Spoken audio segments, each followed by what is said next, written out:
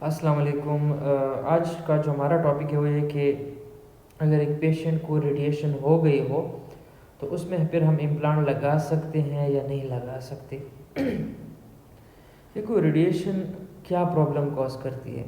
जब किसी पेशेंट में रेडिएशन हो जाती है, यानी कैंसर की पेशेंट में अगर हम रेडिएशन करते हैं तो उसमें मसले क्या होते हैं।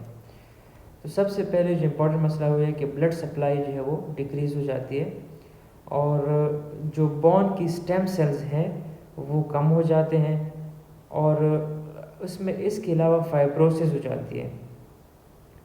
और ऑब्वियसली जब ये चीज़ें हो तो क्या होगा कि जो हीलिंग है वो कंप्रोमाइज़ होगी। अब इस वजह से इम्प्लांट का जो है बोन के साथ अटैच होना थोड़ा सा मुश्किल हो जाता है, यानी ऑस्टियोइंटीग्रेशन मुश्किल हो जाती है।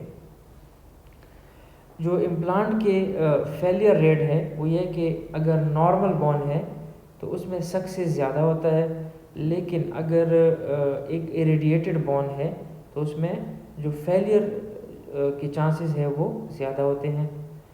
तकरीबन पहले जो है वो 14% जो रिसर्च के मुताबिक 14% चांसेस थे कि इम्प्लांट फेल हो जाता रेडिएटेड पेशेंट में।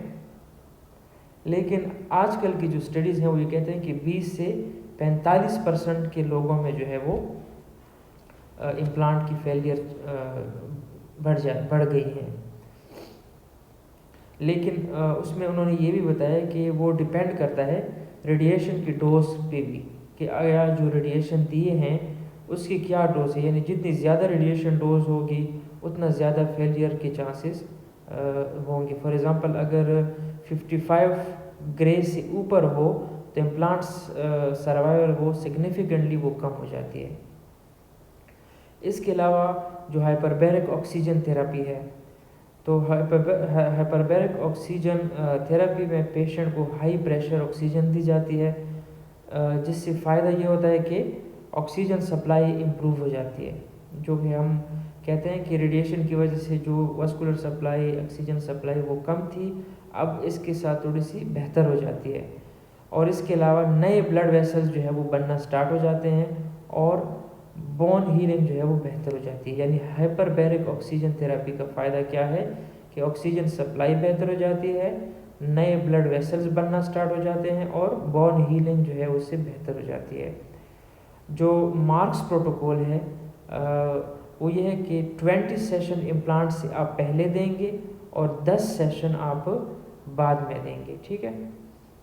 लेकिन कुछ स्टडी कहती है कि इसका स्टिल जो फ़ायदा है वो क्लियर नहीं है, इसलिए जो HBO थेरेपी है वो भी कंट्रोवर्शियल है। अब इम्प्लांट कब लगाना बेहतर है? सर्जरी से पहले, रेडिएशन से पहले, ठीक है, क्योंकि वहाँ पे उस वक्त जो है अगर रेडिएशन से पहले हम इम्प्लांट लगाते हैं तो बोन ऑलमोस्ट हेल्दी होता है, ठीक है, हीलिंग बेहतर होती है और इसके अलावा जो है जो अर्ली रिहेबिलिटेशन है वहाँ पे पॉसिबल हो जाती है। लेकिन अगर रेडिएशन के बाद हम देते हैं तो उसमें क्या मसला होता है कि बोन ऑलरेडी वीक होता है और फेलियर के चांसेस बढ़ जाते हैं।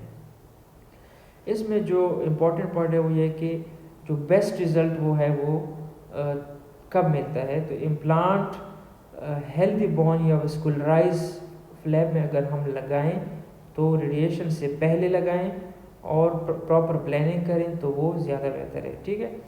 इसकी शॉर्ट समरी मैं आपको ये बताऊं कि रेडिएशन से बोन वीक हो जाती है, इसलिए इम्प्लांट फेलियर ज़्यादा होता है, डोज ज़्यादा हो तो रिस्क और बढ़ जाता है। HBO थेरेपी कभी हेल्प करती है लेकिन कंफर्म नहीं है according to research. Best approach timing है वो डिपेंड करता है केस सिलेक्शन पे, ठीक।